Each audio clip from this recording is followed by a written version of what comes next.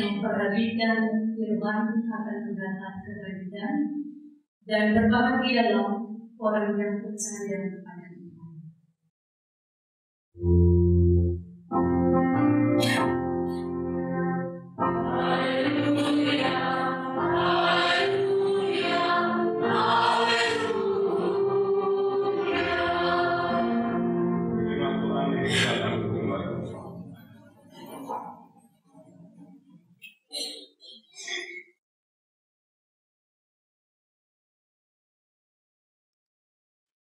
Bapak Ibu, saudara-saudari yang dikasihi dan diberkati Tuhan, Shalom. Coba kalau sudah bilang Shalom, saya mau bicara. Saya baru di sini dapat kesempatan untuk melayani supaya saya juga merasa tenang bahwa diterima dengan sukacita. Ya. Baik, kekasih-kekasih Tuhan, kita akan berefleksi dengan tema pelayanan kudus yang menyembuhkan. Dan tema ini mengingatkan kita, itulah pelayanan gereja.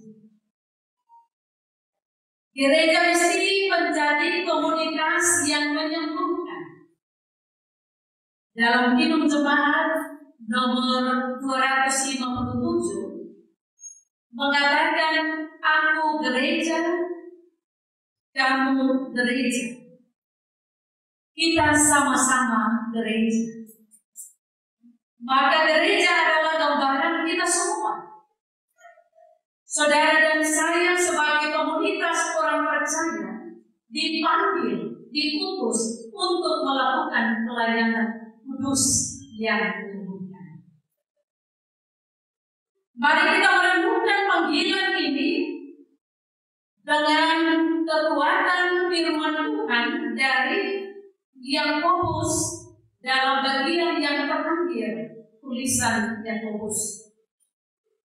Yakobus menulis surat ini untuk memberikan nasihat praktis dan teologis bagi orang-orang Kristen, khususnya mereka yang berasal dari kalangan Yahudi yang tersebar di luar Palestina. Diaspora Palestina, Yahudi, diaspora Yahudi. Mereka mengalami penderitaan karena pengakuan terhadap Injil, kesulitan, penganiayaan, kemiskinan, dan ketidakadilan sosial tidak terlepas dari kehidupan mereka. Bagaimana supaya dalam penderitaan yang mereka alami, mereka saling menopang, saling mendukung yang lemah untuk menghadapi setiap tantangan dan persoalan dalam kehidupan bersama. Karena itu kita bisa melihat ada beberapa hal yang ditekankan dalam surat Yakobus bacaan kita ini. Yang pertama, terkait dengan sumpah. Yakobus melarang kebiasaan bersumpah sebagai cara seseorang untuk membuktikan kebenaran. Kadang kita lihat bahwa orang muda bersumpah, bahkan pakai nama Tuhan. Ya. Ada yang mengatakan sumpah demi nama Tuhan, saya tidak mencuri. Tetapi pada saat yang sama hati nurani juga sedang mengingatkan kita bahwa engkau sedang berbohong. Orang-orang muda juga saling mengangkat tangan dan bersumpah bahwa aku mencintai kamu. Padahal di mulut dan di hati berbeda. Tetapi sudahnya orang percaya, itulah kebenaran. Dia melakukan sumpah. Sumpah saat dilantik untuk tanggung jawab tertentu. Saya kira Ini sesuatu yang selalu ada di setiap lembaga-lembaga tertentu. Tetapi mari kita memperhatikan apa yang ditegaskan Yakobus ini, yaitu dia mau mengingatkan sungguh-sungguh tentang sebuah kebenaran yang dikerjakan. Bicara sumpah ini terkait dengan keyakinan iman kepada Yesus Kristus. Orang beriman tidak memerlukan sumpah untuk menyerahkan kebenaran imannya kepada Yesus. Karena itu Yesus juga di dalam pengajarannya, dia mengajak untuk murid-murid, untuk orang-orang yang mendengarkan, selalu ada di dalam sikap jujur dan benar dengan berkata, jika ya, katakan ya. Jika tidak, katakan tidak. Karena lebih dari itu adalah datang dari sejarah. Jadi omong itu mesti benar. Kalau yang bilang ya, benar yang bilang benar. Tidak ya tidak. Kalau sudah benar itu sudah datang dari setan. Dan ini diulangi oleh Yakobus. Kita dipanggil oleh Tuhan untuk menyatakan kebenaran dalam kejujuran di antara satu dengan yang lain dalam hal iman kepada Kristus. Orang beriman tidak memerlukan sumpah untuk menyatakan bobot dari suatu perkataan atau untuk membela diri saat ada dalam penderitaan. Cukup katakan benar ya benar, salah ya salah. Saudara, kita sedang belajar untuk membiasakan diri dalam pelayanan kita berbicara, bertindak dalam kejujuran dan kebenaran. Sebab orang yang ada di rel ini akan membuat tenang, lega, dan tidak terbeban, baik untuk diri sendiri, tetapi juga untuk orang lain.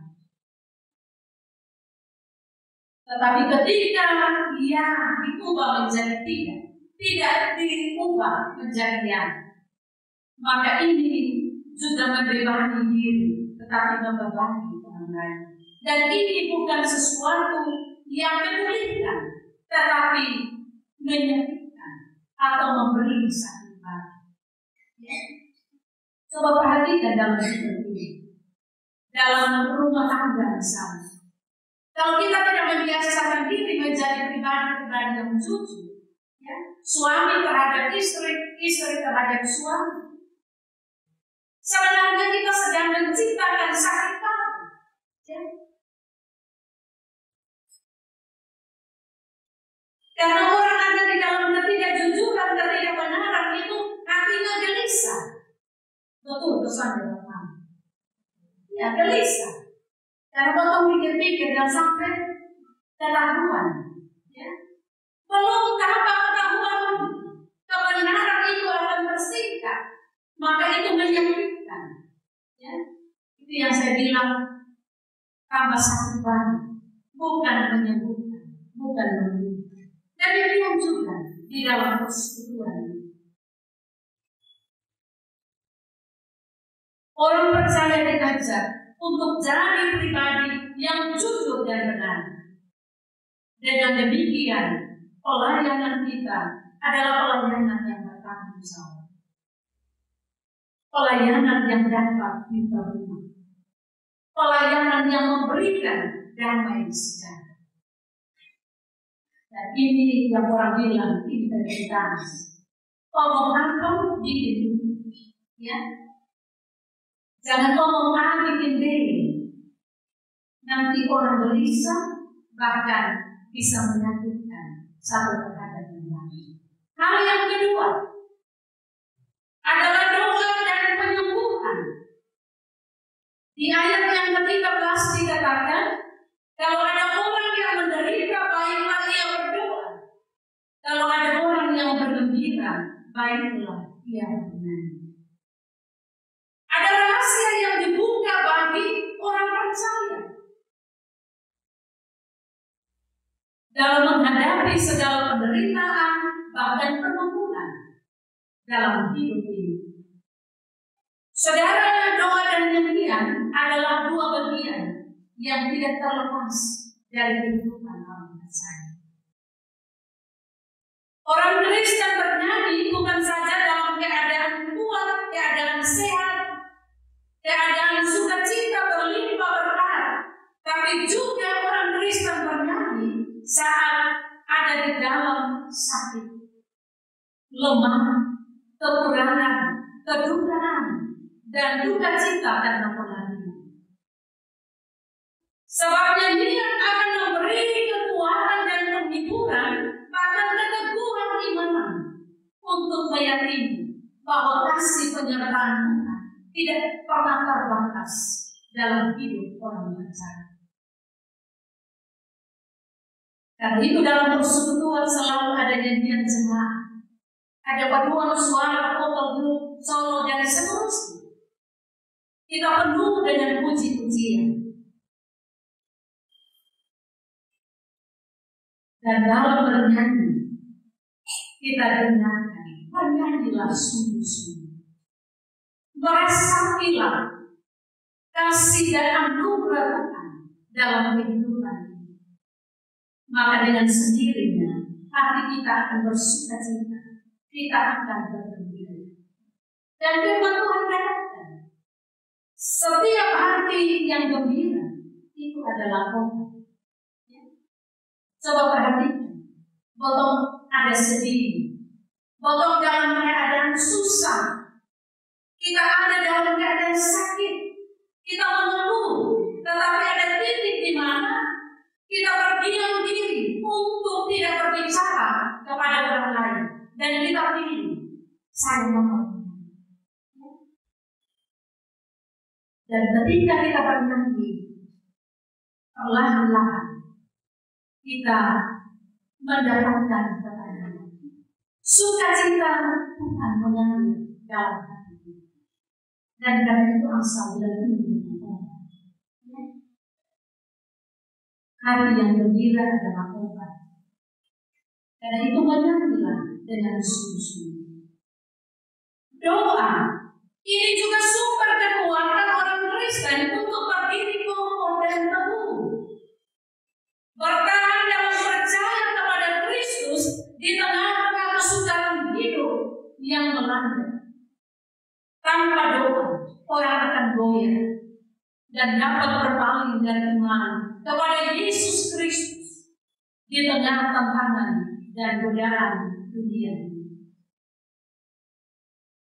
Saudara-saudara, orang Kristen tidak hanya berdoa untuk diri sendiri, tetapi juga dipanggil untuk mendoakan orang lain. Karena itu di ayat yang ke-14 dikatakan, kalau ada seorang di antara kamu yang sakit, baiklah ia memanggil penatua jemaat supaya mereka mendoakan dia dan memoles dia dalam nama Tuhan.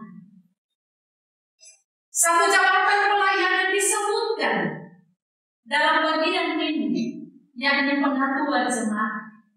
Panggil untuk mendoakan jemaat yang sakit serta memoles dia dalam nama Tuhan. Apa yang mau disampaikan oleh Yakobus tadi kita?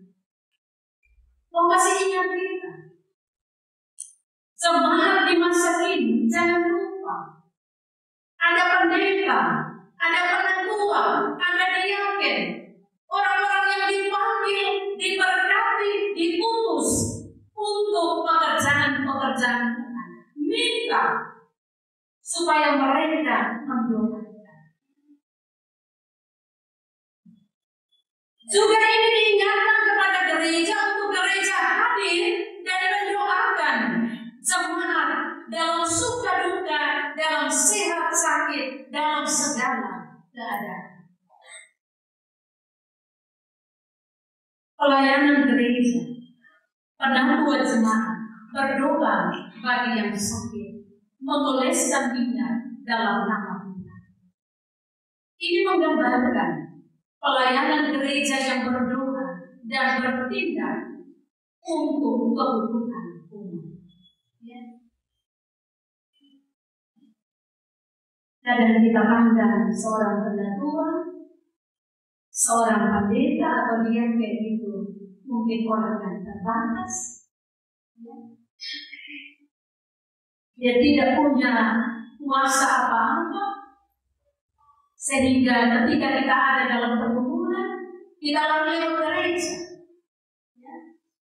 Nanti kita pulang dari tempat-tempat di mana kita pergi doa, baru mulai cerita di pengaduan, di diam, di panggilan. Ya. Tapi mari kita jujur. Kenapa betul lagi lewat gereja? Ya. Kadang-kadang kita merasa bahwa saya berdoa di tempat itu lebih tepat. Karena saya sedang kehilangan barang. Ya. Saya sedang dalam keadaan sakit. Dan di sana ada petunjuk, testament, ya, bahwa barang itu sedang ada di tangan si B, misalnya. Tapi dengan ciri-ciri rambut keriting, ya, dia hitam mengkilat, ya, dia tinggi besar. Ini kan tidak jelas juga, ya.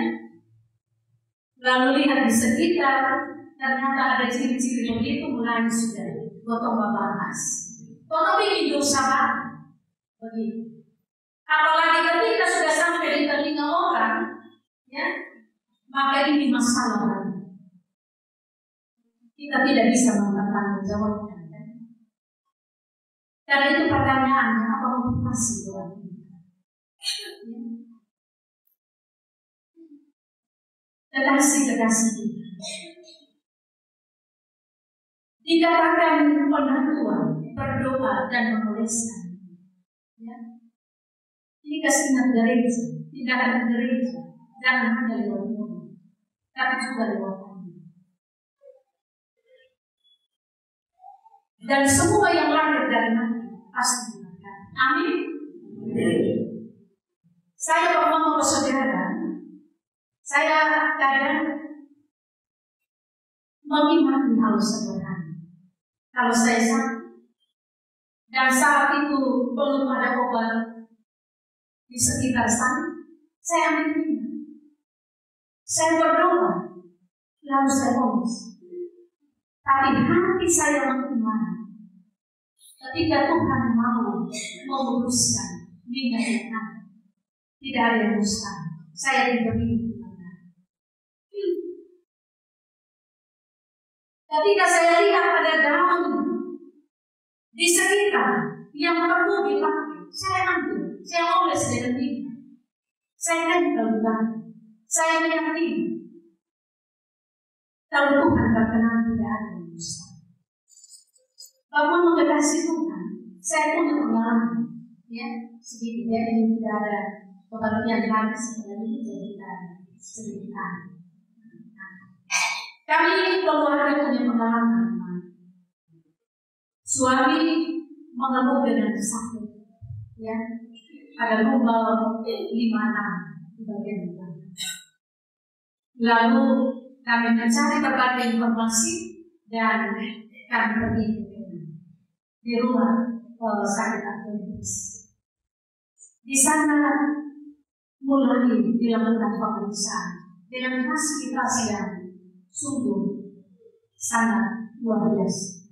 Semua bagian tubuh terang benderang yang harus diperiksa. Lalu dikatakan langkah-langkah, tindakan-tindakan untuk kebutuhan. Pertanyaan saya, persentase kesembuhannya berapa besar? Kemudian saya mendengarkan jawaban bahwa ya kita berdoa ada sembuh. Tapi hati saya gelisah. Ya, hati saya tulus. Sekarang bagian Pak, bagaimana? Siap? Ternyata Pak tahu itu ada rumah sakit lagi menjadi pembantu. Kami pergi lagi di satu rumah sakit yang namanya Rumah Sakit Labuan. Di sana juga pemeriksaannya sama dengan kawalan kita. Bagaimana? Pak belum. Kita tunggu. Ya. Musuh dari mana? Ya. Tapi tidak apa-apa. Kalau belum siap, mari kita pulang. Anggap saja bahwa kita sedang jalan-jalan. Ada konsekuensi. Ya. Dan tentu ketika pulang kembali di pastori, di samping pastori itu ada tepat di bagian belakang ada pohon bambu. Ya. Lalu setiap hari saya pagi dan juga malam saya punya tugas orang rumah bilang masak lalu berdoa. Tiap-tiap hari hampir 2 hari. Dan Tuhan berkata luar biasa. Tuhan menyatakan kuasa. Dia menolong kita. Kembali kuat, kembali sehat. Tidak ada luka dan kebanggaan dalam aktivitas. Saya bilang luar biasa. Mari kita beriman hal-hal sederhana di sekitar kita. Terkadang kita harus jalan putar dalam hidup ini, supaya kita ada dalam kesadaran bahwa kita kembali kepada Dia. Kita pun merendahkan dan menemukan bahwa kuasa dan iman ada di dalam tangan kita. Kekasih-kekasih Tuhan, jika kita berdoa dan orang yang sakit itu sembuh, kita juga mesti sadar bahwa bukan karena doa kita, tetapi karena kuasa Tuhan yang hebat. Kadang kita juga keliru berbicara. Kalau sakit berdoa di sana dan sembuh, mulai dia pulang bercerita, bisa di sana itu orang hebat. Insya Allah dalam pemahaman. Ya. Pemahaman ini tidak benar. Atau mungkin ketika si pendoa dia katakan dia hebat, maka perhatian, karena ini kecenderungan untuk menggeser posisi Tuhan dan mulai membesarkan diri. Bukan lagi karena Tuhan, tetapi karena manusia. Sikap seperti ini menuntun pada kesia-siaan. Setiap orang yang bergantung penuh kepada Tuhan, tidak ada yang mustahil. Karena itu Yakobus juga mengangkat pengalaman Elia. Elia berdoa sungguh-sungguh supaya hujan tidak turun. Dan hujan pun tidak turun selama 3 tahun 6 bulan. Lalu ia berdoa pula dan langit menurunkan hujan dan bumi pun mengeluarkan isi. Kuasa yang menang dan menurunkan hujan dan bukan doa Elia. Benar bahwa Elia itu orang benar. Orang benar bukanlah orang yang bebas dari dosa, tapi orang yang telah mengaku dosanya dan dibenarkan oleh Kristus melalui kematian dan kebangkitan. Karena itu dalam doa kita butuh iman kepada Tuhan. Sehingga Yesus juga mengajarkan kepada kita, jikalau imanmu sebesar biji sesawi saja, engkau akan meminta hal-hal. Pelayanan gereja mestilah pelayanan yang bergantung penuh kepada kuasa Tuhan yang meminta. Hal yang ketiga, pengampunan. Doa yang penuh sukacita juga menolong kita mengungkapkan dosa. Karena itu kita diajak untuk periksalah hatimu, hati saudara dan saya. terhadap dosa. Bagaimana hal itu terwujud dalam interaksi kita dengan orang-orang di sekitar kita. Dengan doa yang jujur menjadi akses untuk menemukan kebenaran. Bahwa kita hanya beroleh pengampunan di dalam Yesus Kristus Tuhan. Dan karena anugerah kasih Tuhan itulah kita sadar dan kita harus bertobat, berbalik kepada Tuhan. Kita keluar dari jalan sesat pada jalan kebenaran. Kita ada di dalam pengakuan bahwa sungguh Dia Tuhan yang memikul segala kelemahan kita, yang menanggung segala penyakit kita di atas kayu salib karena dosa. Inilah pelayanan kita.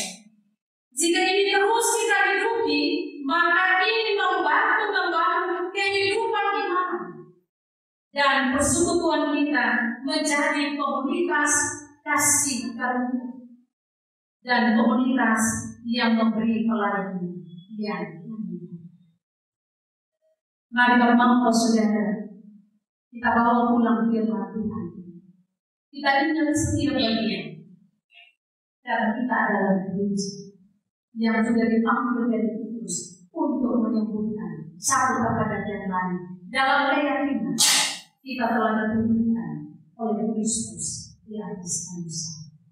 Setiap orang yang sungguh-sungguh berserah kepada Tuhan, apapun pergumulan kita, penderitaan sakit penyakit, persoalan kesulitan, dan berbagai tantangan yang sedang kita alami saat ini, Tuhan melihat, Tuhan sanggup berpihak bagi saudara kita.